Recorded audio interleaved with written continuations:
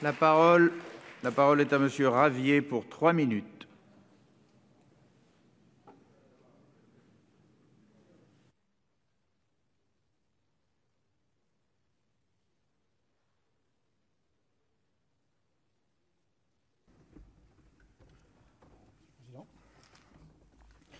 Monsieur le président, monsieur le ministre, mes chers collègues, le hasard du calendrier législatif aura voulu que nous débattions ce jour de la prééminence des lois de la République, 3 jours seulement après l'abomination de Conflans-Sainte-Honorine.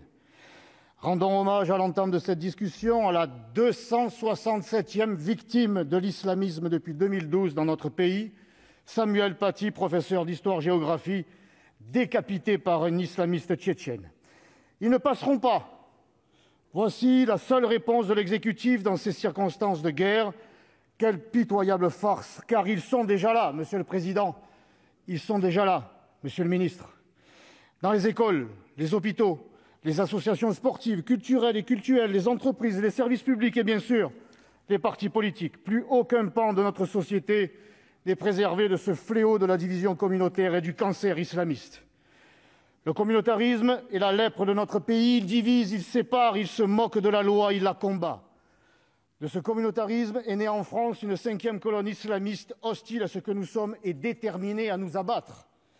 Elle se compose de la réunion du séparatisme d'en haut, celui des élites individualistes, des élus islamo-clientélistes et indigénistes, avec un séparatisme d'en bas, celui des trafiquants, des crapules et des religieux extrémistes. On est loin, très loin, de la prééminence des lois de la République. Tabou parmi les tabous, vous refusez toujours de remettre en question la politique d'immigration massive, alors que c'est au grand remplacement que nous devons la grande fracture communautaire. Dans ces conditions, l'islamisme a encore de beaux jours devant lui. Par le caractère massif de l'immigration, nombreux sont les individus qui ont rejeté notre modèle français et qui ont préféré conserver leurs mœurs, leurs coutumes, leurs traditions.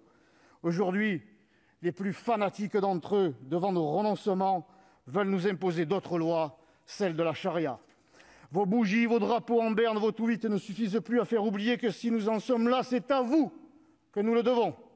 Vos rassemblements en place de la République ressemblent davantage au bal des hypocrites.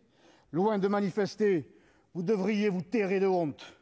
Car si les barbus sont coupables, les élus, eux, sont responsables. Nos lois, bien qu'écrites et qui ne demandent qu'à être appliquées pour abattre le monstre islamiste, ne le sont toujours pas en raison soit de votre capitulation, soit de votre collaboration. Pendant ce temps, l'islamiste Farid Iken a déclaré à l'issue de son procès mercredi dernier, je le cite, « Sachez, chiens de Français, que nous sommes chez vous pour vous égorger. » 40 ans plus tard, monsieur le ministre de la Justice, la peine de mort par décapitation est rétablie sur notre sol, mais seulement pour les innocents.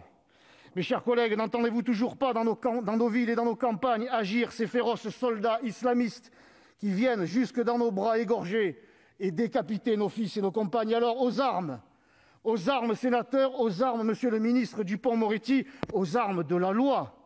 Rien que la loi, mais toute la loi. Et pour conclure, et je vous l'annonce, mes chers collègues, si demain encore les lois de la République n'étaient toujours pas prééminentes dans les faits, et après s'être attaqué à tant de symboles de la République, la prochaine cible des islamistes pourrait très bien être assise là, parmi nous, au sein de cet hémicycle.